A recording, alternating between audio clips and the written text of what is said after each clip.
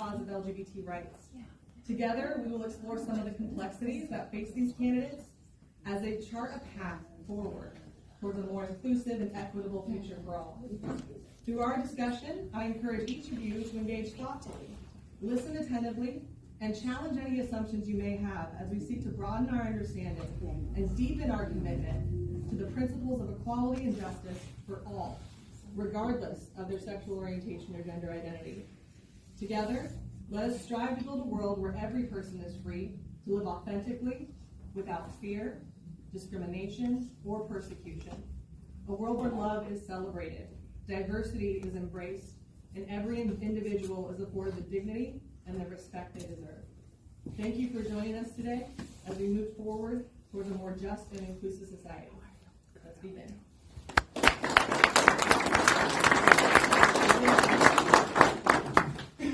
All right, as I said, my name is Hannah Bachman-Jody. My pronouns are she, her. I live in Minerva Park, Ohio with my wife, Kristen, and our adopted son, Lance. Send help, he's 14. I have been working in the LGBT community space for more than a decade, focusing specifically on serving the LGBT community, and I am honored today to be sitting with you both as you take the next step to advocating for people in a way that I can't from the program. So I will start with you, Ari. Can I call you Ari? Yes, everybody does. Oh, would you please introduce yourself and tell us a little bit about your race? Yeah, so my name is Arienne Childry, Ari just for short. I am running not only in one of the most red districts in the state, I am running in literally the most red district in the state. I am the challenger to the person that introduced the drag ban in the state of Ohio, and that was a big motivator to get involved. I'm the reluctant politician. I like being the activist. I was not interested in going the political route, but no one was stepping up, and our whole thing was, if you're going to target our community, then you're going to run against us as well. Yes, ma'am.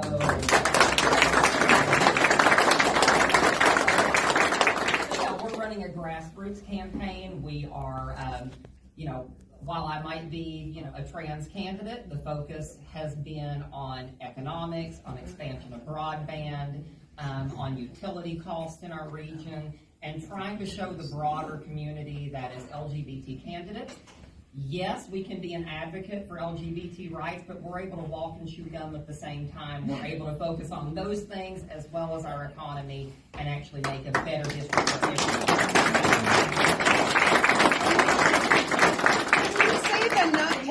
Can you say the number of your district and where it is in the state? 84th State House District. I have all of Mercer County, Northern Dark, and Southern All-Glades. That is right up against the Indiana border. It's so close to the Indiana border, I swear I think Mike Pence is governing me. Very good. Thank you, Leah Antonio. How do you address the intersectionality of the fact that the LGBT community has so much in common with the people that are voting for MAGA, voting for red, where we don't have access to some of these basic rights, but they are voting so colorblind, pun intended, that they don't see it? Well, I think a lot of it has to do with misunderstandings. I've been amazed, and both my campaign manager, who's actively recording me, we've engaged with people, and we found that a lot of the resistance comes from misinformation more than anything. In our own community, we have wonderful people that tend to lean more Republican, but a lot of the things that they have problems with when it comes to LGBT rights are things that are non-existent in the first place. We've had the conversations about, I'm opposed to kids getting sex change operations, as they want to put it. And I'm like, congratulations. So is pretty much everyone on the planet, because it doesn't happen. But we've tried to discuss with them on that, and we've actually done a dispelling myths event in our community, where as a trans person, we allow people to come and ask their questions specifically on things like HB 68. So we're trying to get past that and help people see the reality of what's really going on, and also to help them understand that this is not a threat to you. This is about putting people on an equal playing field with you. So I've openly talked, we have very conservative religious groups in the area, and I've made it very clear to them that when we're talking about equality, it doesn't come against their church. No one is saying your church has to perform a gay marriage if you don't want to. As a matter of fact, I've told them, I said, you would have the weirdest ally. I said, because the crazy progressive trans woman would be standing outside there with you if anyone tried to force you to do it, because you have every right. We just don't believe that elected officials in governments have that right. Yeah. So trying to dispel those myths and then help them see that there are issues that we can work on, like income inequality that's impacting them just as much as it is us, and a lot of times in these rural communities. Cars take all the same gas. Yeah, doesn't work. I don't fill up with trans gas. I got the same price. Now, if it's at a cheaper rate, I'm willing to start. Well, me too. Face that maybe others wouldn't from being an LGBT candidate.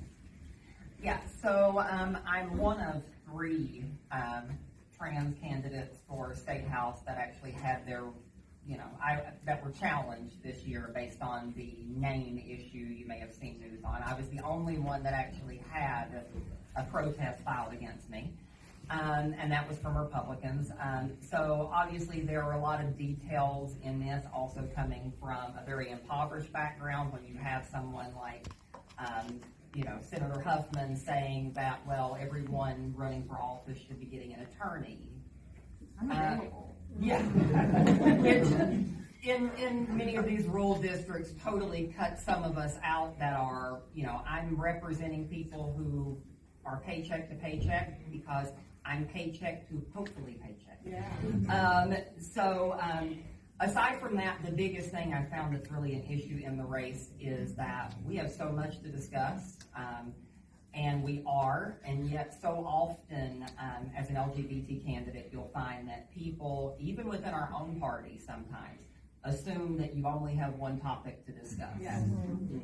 And it can go so far beyond that because, we're focused in on the schools because contrary to what they think, LGBT rights do affect us, obviously, but all of those other things affect us as well. So when we're fighting for the entire community, whether you're part of the LGBT community or not. So I think having people see past the lens, the rainbow-colored lens, to see that we're running for everyone in our district regardless.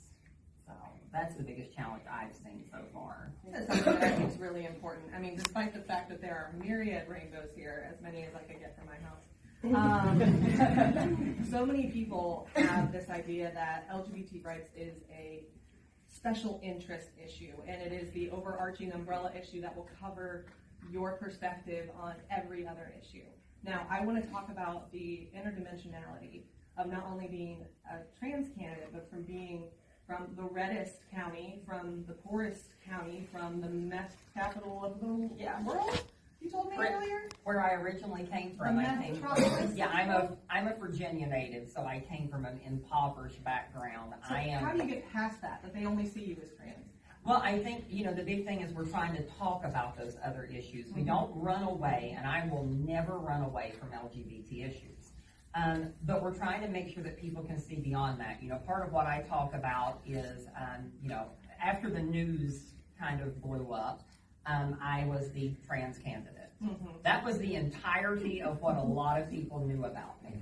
And we're trying to change that a little bit to get people to understand that I'm also literally the coal miner's daughter. I am the daughter of 3 generations of coal miners, before union and after union. I carry a piece of coal strip in my purse from the coal mines that my grandfather worked at when he started instituting and agitating for a union in the hills of southwestern Virginia. Not the hills, the heels. Yeah. Hills and the hollers. Yes, ma'am. I want people to see, we're trying to talk about those issues and helping people who may not even be comfortable with what my identity is, and ultimately that's between them. But how comfortable are they with the amount of money coming out of their wallet each time they pay that utility bill? You know, how comfortable are they with the $450 million that the voucher scam has pulled out of their local schools as they pay for a new school levy again? Because they're running their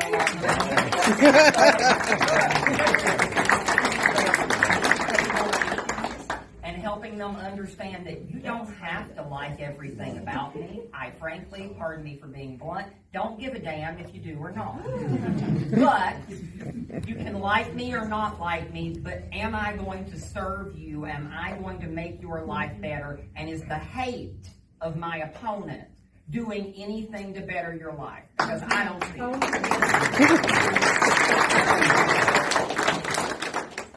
I want to kind of change gears and talk about the youth. So a lot of people believe that LGBT rights and trans rights is a new issue, and it's just happening now. And oh my goodness, it's the internet, it's the Facebooks, it's TikToks, and they're doing damage to our youth. I have a statistic where they say now 1 in 4 of people under the age of 18 identify with some measure of non-heterosexuality. And so this is a really growing generation. What can we as advocates and allies do to support the youth in not only getting the mentorship they need, but also access to their voices as they're coming up in our general election? Arienne, do you have anything to add?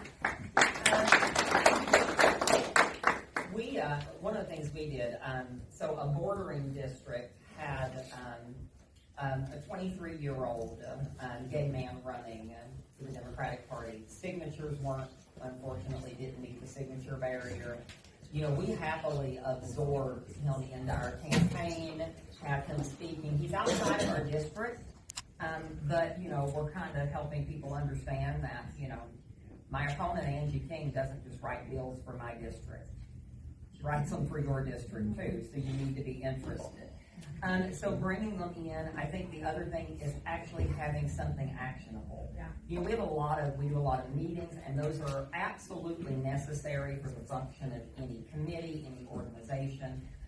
But let's be honest, I know some of us have difficulty staying awake during some of our committee meetings. You guys slap yourself.